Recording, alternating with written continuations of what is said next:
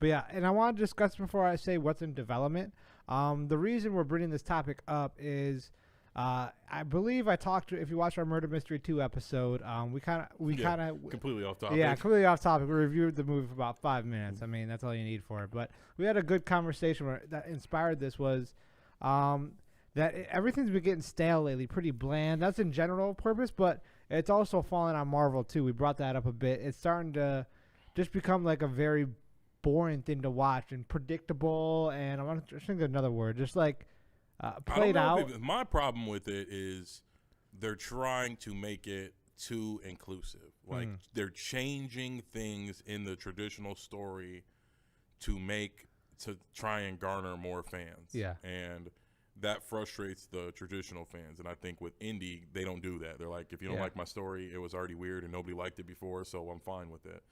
And with Marvel, they're like, they started off doing that, being true to the comics, and now it just feels like somebody's gay or their brother's gay or their, you know what I mean, their dad's dad, or you know what I mean, they got two moms, like just stuff that, like, again, I don't necessarily know we're part of the comic, or they're making it a bigger deal in this movie than it ever was in the comic. I'll say that. Yeah. And I think that's turning people off to it. And we talked about in our thing, it's just like with DC, it's like with some of these bigger arcs, you have to do this, like you have to do the comic, or people are just going to be in a rage. Like you have to do what the comic book did.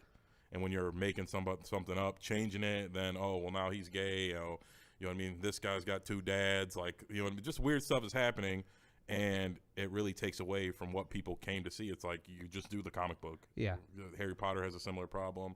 A lot of stuff that gets too mainstream has a problem where, like, they change things and they're like, oh, because of what's going on in society currently, because they want more people to come see their movie. Yeah, it's that, and then I would also say it's becoming overly simple. For my taste, it just I really like original stories, and obviously superheroes, it's not original, so to speak, but they have very interesting storylines, and they don't really follow that anymore.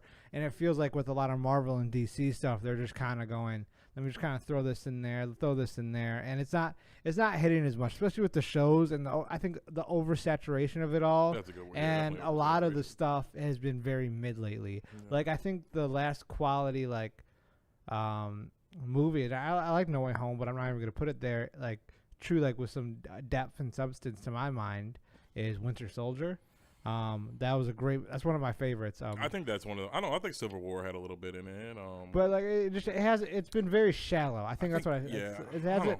I haven't really seen a lot of depth, and I'm not saying they have to go like crazy in depth and like super what is it called?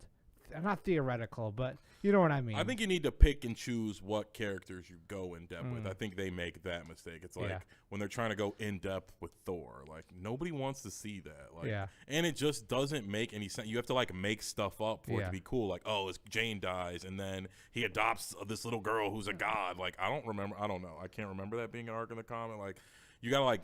I know Jane dies in the comic. Yeah, I know that, but I don't remember him like some girl getting the power of eternity, and then she was now Thor's daughter, and like that part. Like again, like you have to make up stuff to go into depth of Thor's story. Like, you know what I mean, there's certain characters like Doctor Strange who have like weird arcs where like you kind of can go like Thor's the god of thunder, who's like a badass. You don't really it's weird when you're like trying to make him all emotional and things like it just didn't hit for me. Like I said, I disagree. I wouldn't go so far all the way back to when I thought Black Panther was a decent plot. I didn't like that they killed off Black Panther, but I thought it had like a story.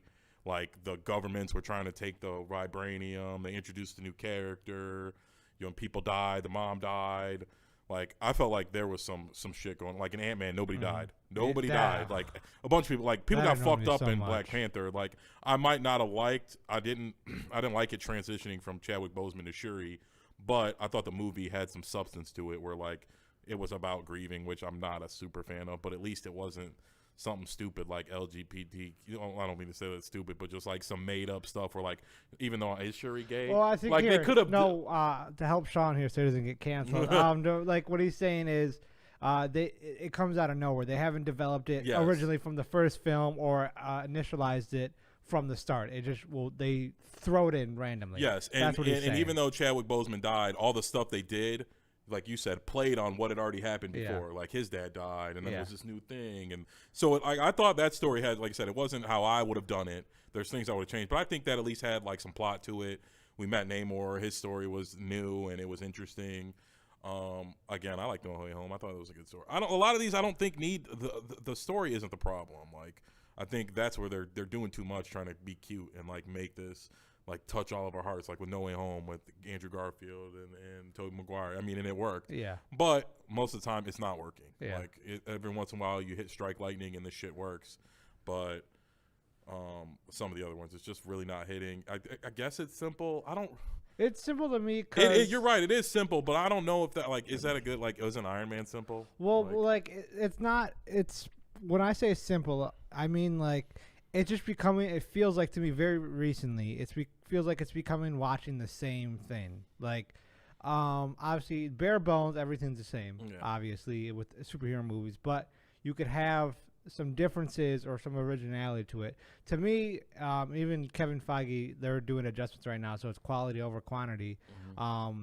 It just felt like, all right, bare bones, and then, we just need to add this one thing to kind of move our plot. And it was like that. It wasn't really good, and it wasn't really entertaining, and it's very recently I've been feeling like this. I think more so it's all the heroes we love are gone, too. That's so, also a fact. I mean, and then they fucked up Thor, but it's like no Captain America, no Iron Man, Black Widow's gone. Yeah. There's not any development. Spider-Man's off the team. Yeah. Like now it's a bunch of these ragtag group of people who aren't like we've been talking about, who haven't even grouped up yet. Yeah.